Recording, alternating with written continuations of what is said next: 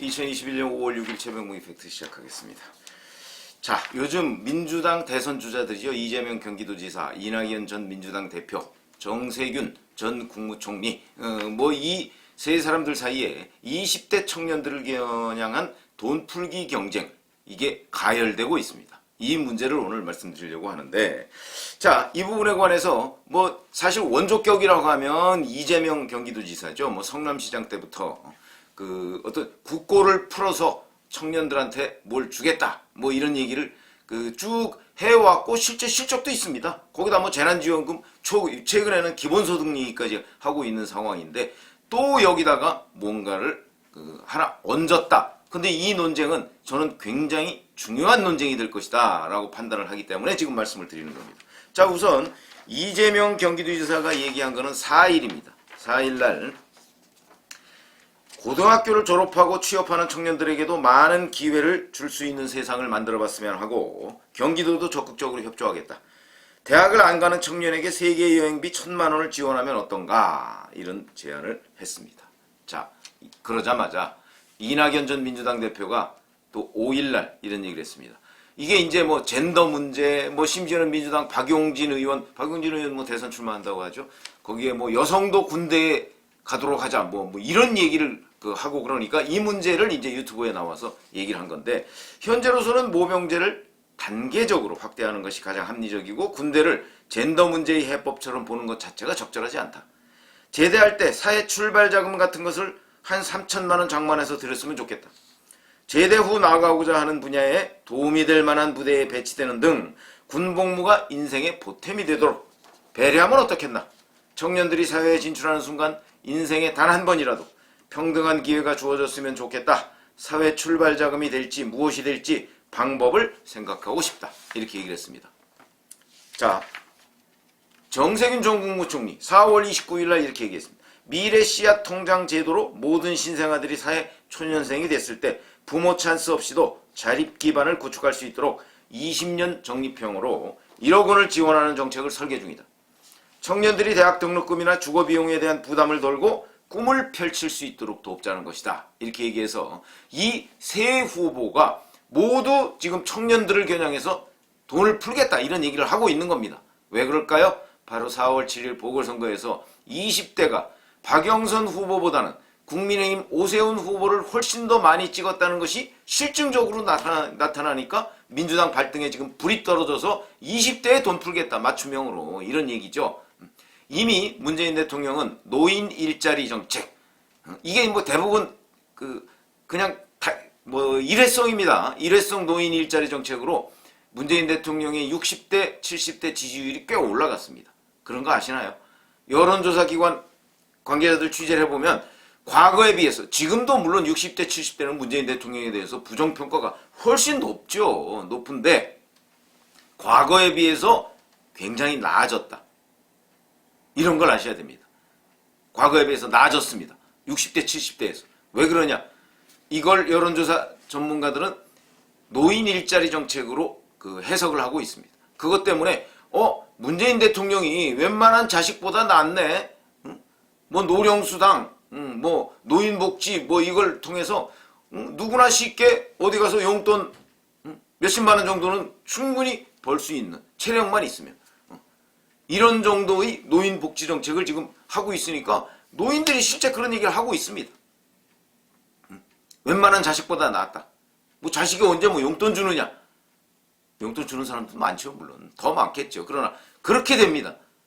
이게 현실입니다. 그런데 이제 20대가 돌아섰다, 이렇게 나오니까 또 20대한테 이제 돈을 주겠다, 이렇게 나오는 게 지금 민주당 대선 주자들인데, 이게 왜 중요하다고 제가 생각하냐면, 윤희숙 의원 국민의힘 우선 이렇게 얘기했습니다.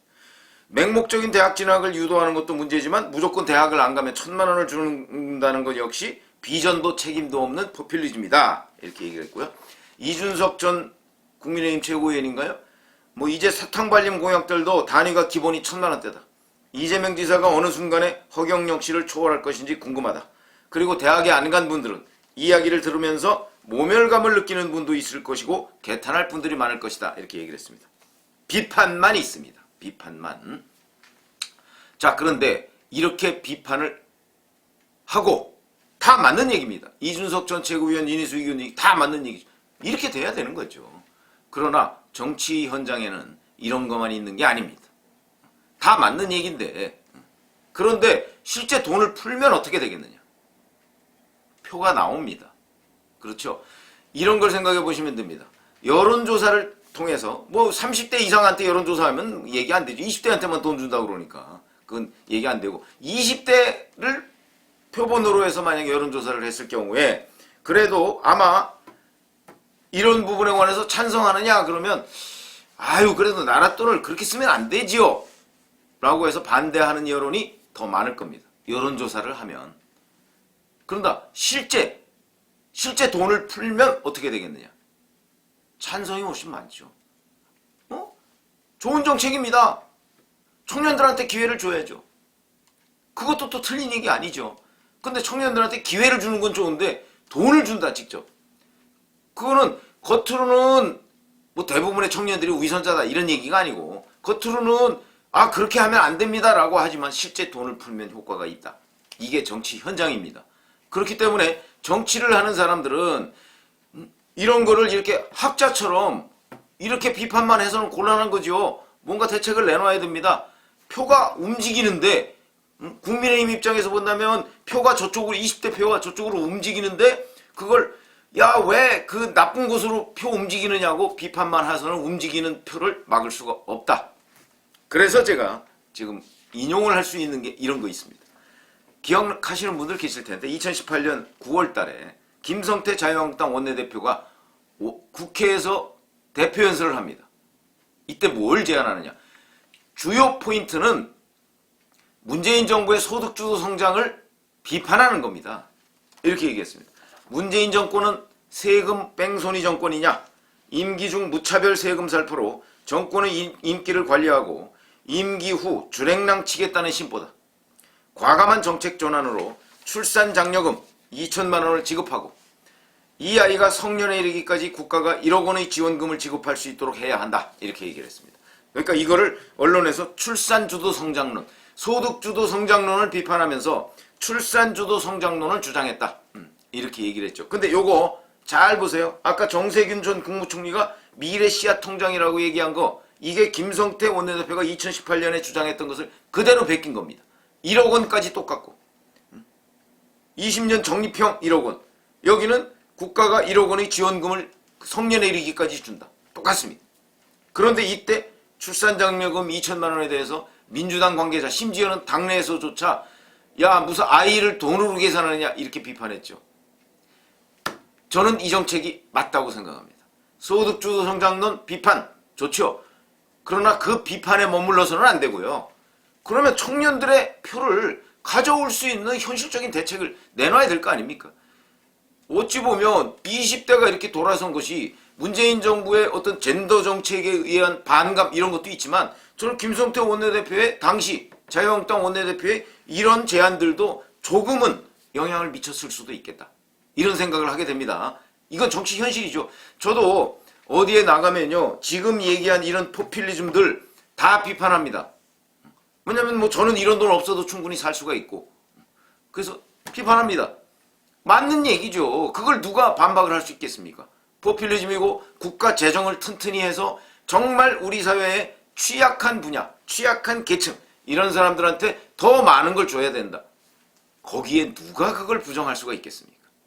그러나 정치의 현실은요, 이런 걸 포퓰리즘이라고 비판만 하고 있으면 그러면 결국 선거에서 지는 경우를 저희처럼 정치부 기자 오래 해본 사람들은 안다 이거죠. 그걸 알기 때문에 이걸 비판만 해서는 곤란하다고 제가 얘기를 하는 것이죠. 내년 대선 아마 이재명 경기도지사가 민주당 후보가 된다면 최악의 포퓰리즘 공방이 벌어질 겁니다.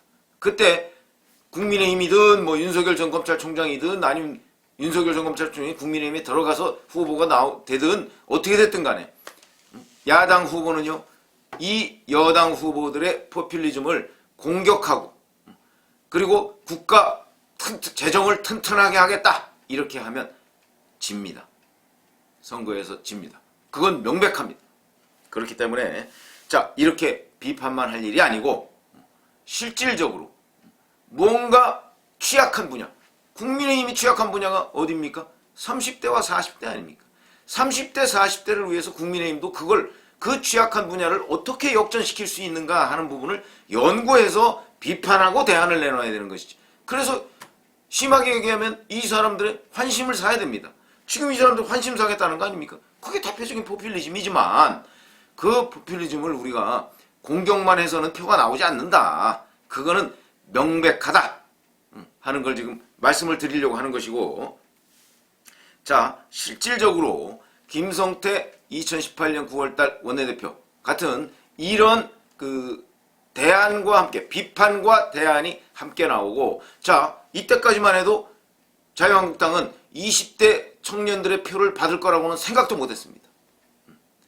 그런데 이런 대안을 제시해서 자유한국당, 지금 국민의힘이 취약한 분야를 공략을 해야 된다. 그게 선거고, 선거 지금 10개월 남았습니다. 대선 10개월 남은 기간 동안에 어떻게 국민의힘이 취약한 분야를 공략을 할 것인가 하는 부분을 오히려 저는 포퓰리즘 비판과 함께 국민의힘이 연구를 해야 된다. 이거는 피할 수 없는 정치 현실이다. 포퓰리즘을 막을 대책이 뭐가 있느냐? 사실 저는 현실적으로는 포퓰리즘밖에 없다고 생각하는 사람이고, 이거는 뭐 베네수엘라, 아르헨티나 한번 그 포퓰리즘으로 망한 나라들 한번 연구를 해보시면 그 나라들도요 포퓰리즘으로 망했지만 결국은 그 포퓰리즘 정책을 들고 나온 사람을 또다시 대통령으로 뽑습니다. 이게 그 유권자가 그렇게 많은 정보를 가지고 있는 게 아니기 때문에, 그리고 유권자가 늘 합리적인 판단, 이론적으로 얘기한 합리적인 판단을 하는 것은 아니다. 유권자의 다수가 그런 판단을 하는 것은 아니다. 라는 것은 현실이라는 점을 인정하고 정치를 해나가야 된다.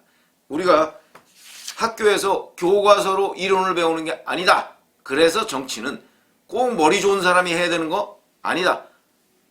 그렇게 따지면 뭐 머리 좋은 사람이 우리나라의 역대 대통령이 다 머리 좋은 사람인 거 아니지 않습니까?